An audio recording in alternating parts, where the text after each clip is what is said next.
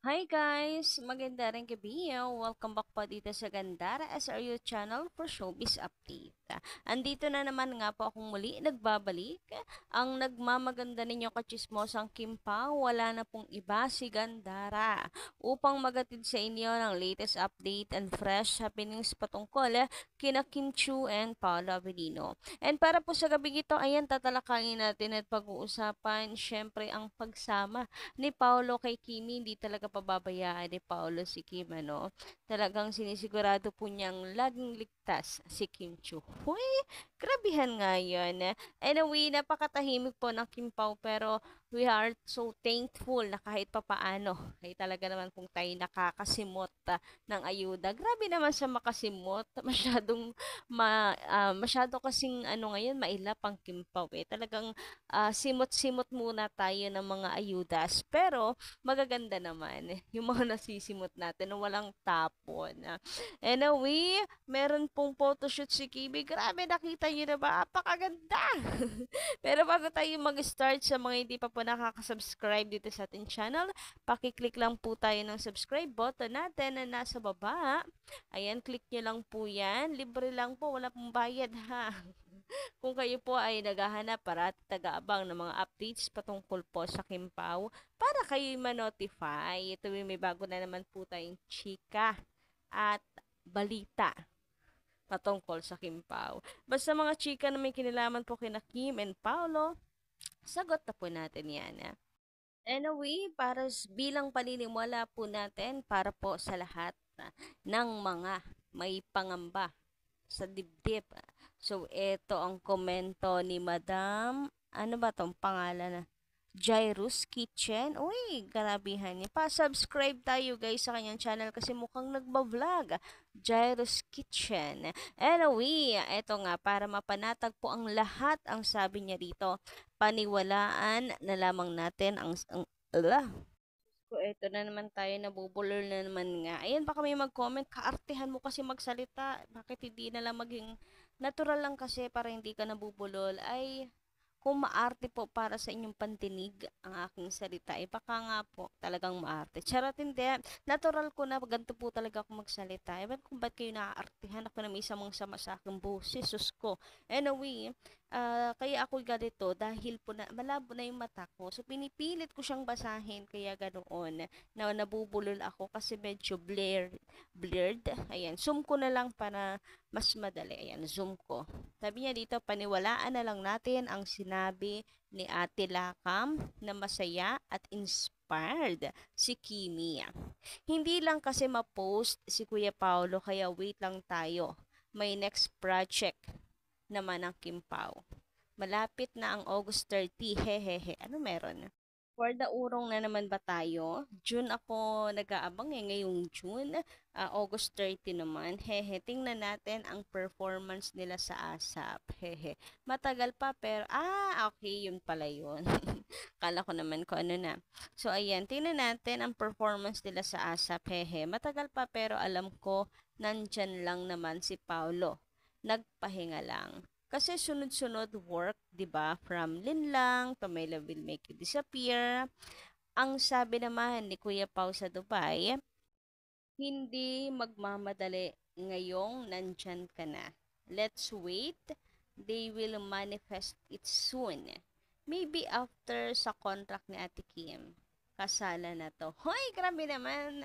Project lang pinag-uusapan natin kanina. Napunta na agad sa kasalan. Grabe naman kayo. Pero, bet ko yan. Charata! Ano no? Nabubuhayan ng dugo pagkasalang Kimpaw na yung pinag-uusapan. Kailan nga kaya natin makikita na nakabelo si Kimi? Si Paolo nag-aantay sa altar. Hindi na sa movie, hindi na po sa teleserye, hindi na sa proyekto, but in real life, no? Kailan kaya natin masasaksihan yan? Anyway, dito naman po muna tayo. Medyo matagal pa ata yan. Pero, kaya dito na muna tayo sa 19th anniversary ni Kimi. Tingnan nyo naman, oh, ay, pak! Bongga. Apakaganda. Grabe nga naman yon. May sariling ring light ang Kimberly. Tingnan nyo yan. Oh, pak! 'Di ba? Ang ganda, ang kinis, ang glowing ng skin. Look at that face card, that aura, that glow. Iba talaga si Kimberly. Tingnan nyo, ang ganda, grabe. Bongga pasabog yung kanyang photoshoot for her 19th anniversary.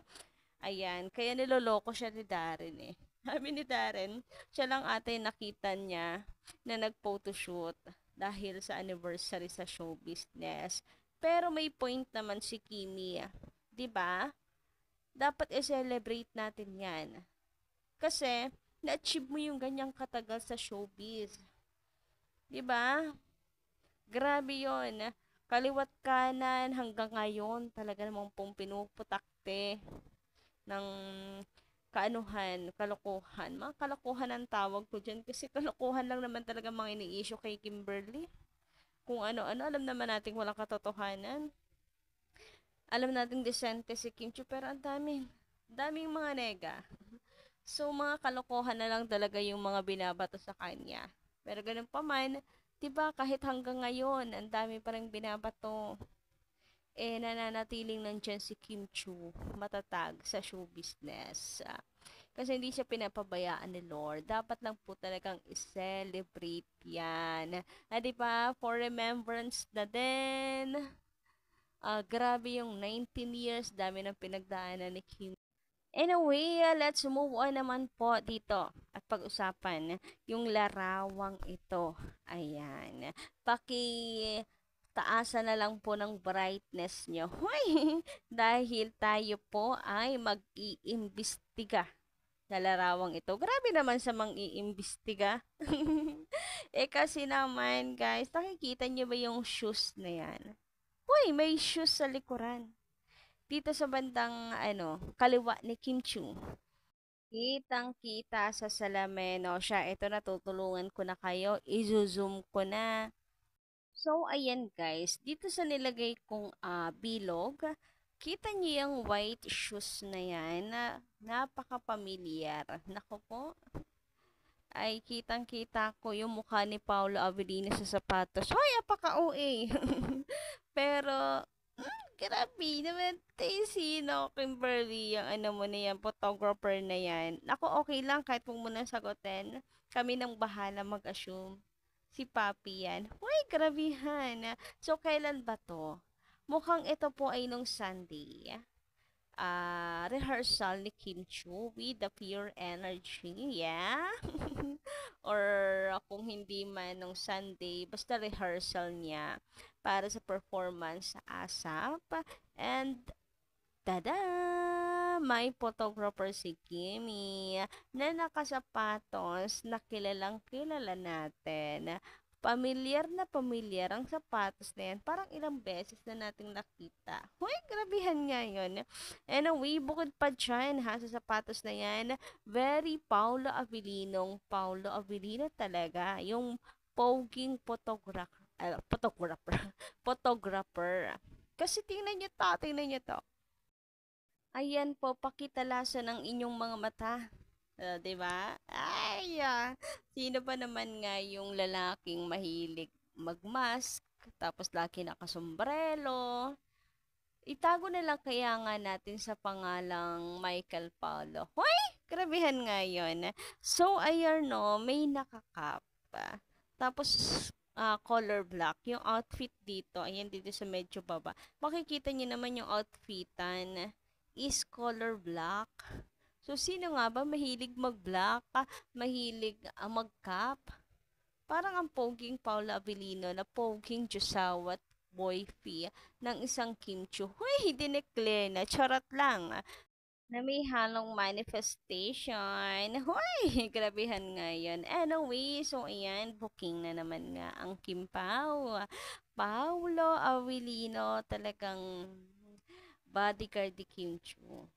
Kambal to ko na yung dalawa, no, laging magkasama. Hoy, very magjowa, talaga, coded eh. Hindi mo masabing hindi magjowa coded yung ganyan. Anyway, sabi naman dito ni Madam Lolita Maestrado, good morning, ma'am. Good evening, Madam Lolita. Natural lang yung mga basher. May mga basher. Pero yung bashers ni Kim Chu ay sobra na. Nasasaktan kaming mga fans yun ni Janine.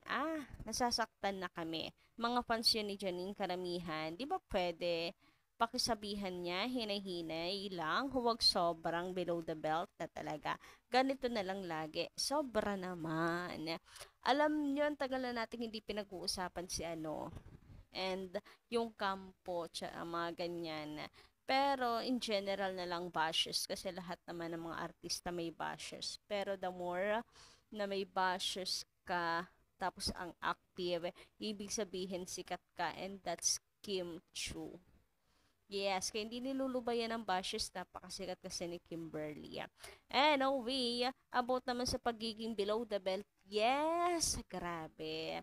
Hindi mawala-wala yan. Okay lang sana yung criticismo na ang pangit mo, Kim, hindi ka pwede mag-queen of the dance floor, yung mga ganyan. Okay lang yun eh. Pero yung mga below the belt na naaakusahan na si Kim Chu ng malandi, ganto ganyan, abay ibang usapan na yan. Kaya nandito po ang mga Kim Paulandia to defend her.